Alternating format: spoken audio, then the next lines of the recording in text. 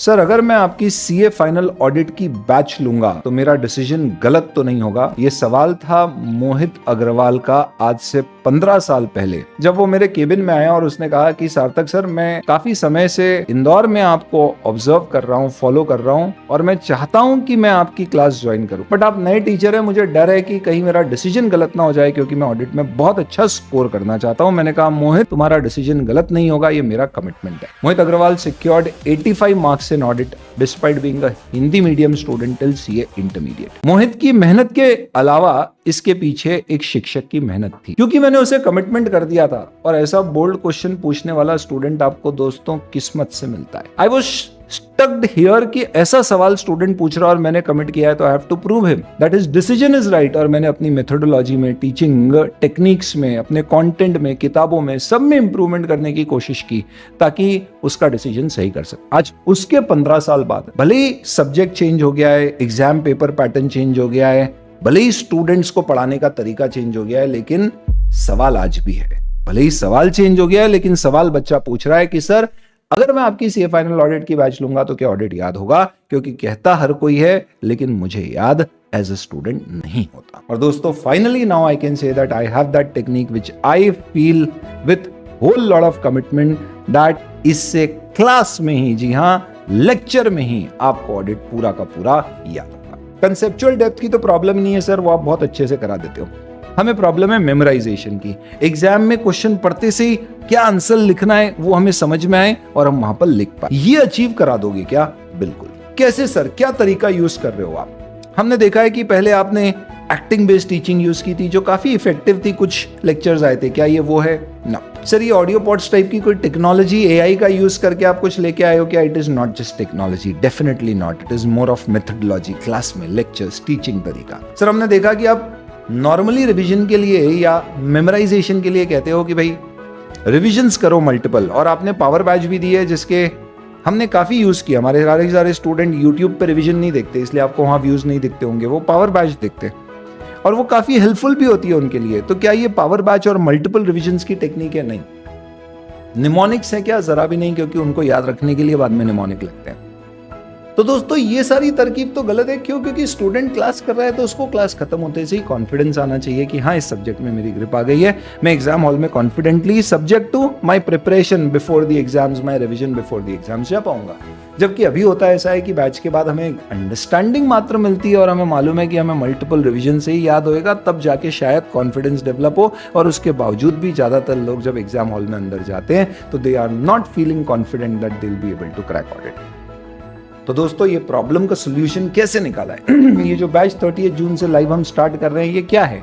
Is this applicable for November 26 students? Yes it is. Sir, हम already कोई batch enrol कर चुके हैं, क्या हम इसमें एनरोल कर सकते हैं? बिल्कुल। सर, हमारी फीस का क्या होगा? I will adjust, don't worry.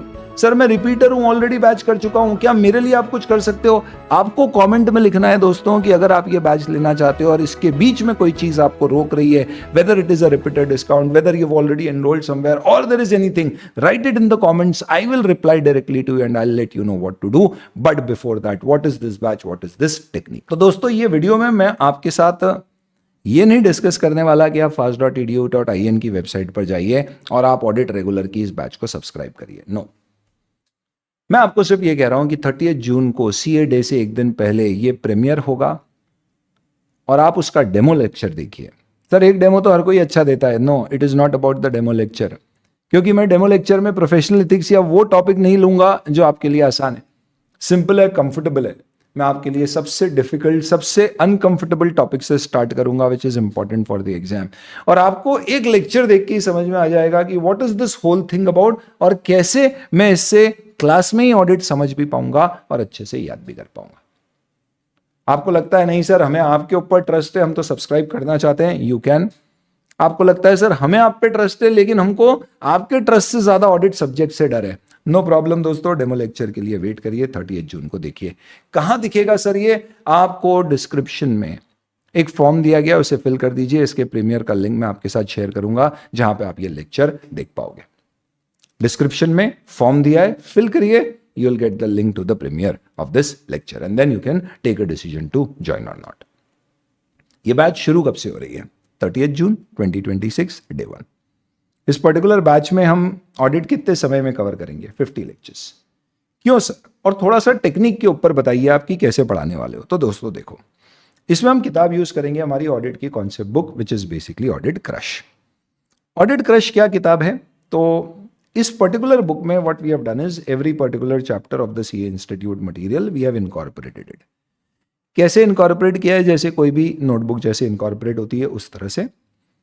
Colour coding का बहुत ही एक्स्ट्रा ऑर्डिनरी यूज किया गया है, नॉट जस्ट 1 और 2 कलर्स, सारे रिलेटेड टॉपिक, क्योंकि कई बार ऑडिट में बच्चे को ये नहीं समझ में आता है कि ये टॉपिक किसके अंदर और वो किसके अंदर था। ये कलर कोडिंग के थ्रू हमने अचीव किया।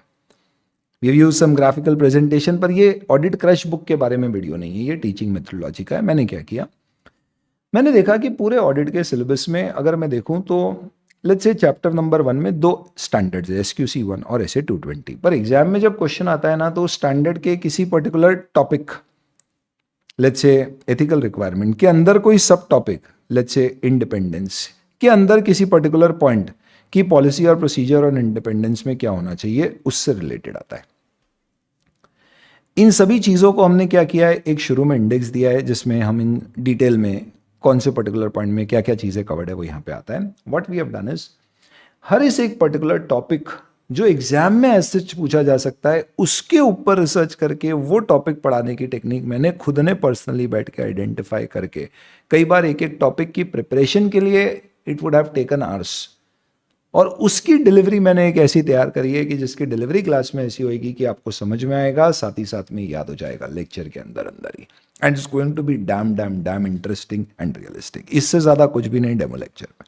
तो दोस्तों 30 June is when we are starting the batch. 50 lectures regular batch है सर, तो नवंबर 26 के लिए आपने बोला रिलेवेंट है, ये कैसे हो सकता है? देखो 50 लेक्चर यानी अगस्त एंड तक बैच कंप्लीट हो जाएगी।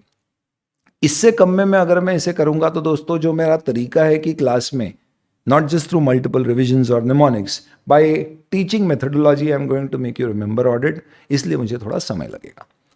हो सकता है मैं स्पीड अप करता तो इसे 40 लेक्चर्स कर देता, 150 आवर्स की जगह 120 आवर्स कर देता, पर मैं 30 घंटे क्लास में जो बताता उसके बदले में आपके घर पे एक्स्ट्रा पढ़ने में 150 आवर्स एक्स्ट्रा लग जाते।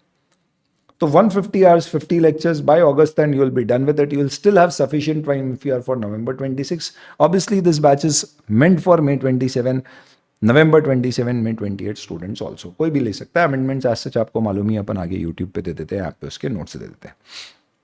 हाँ, ये जरूर है कि कोड ऑफ एथिक्स 2027 से चेंज होगा। तो ये पर्टिकुलर बैच में what we are doing is we are not starting with ethics number 1, हम एथिक्स से एंड करेंगे। तब तक इंस्टीट्यूट का मटेरियल एथिक्स का एक्सपेक्टेड आ जाएगा, तो will use that material for the set of students. Existing set of students के लिए ethics will be using from the existing content.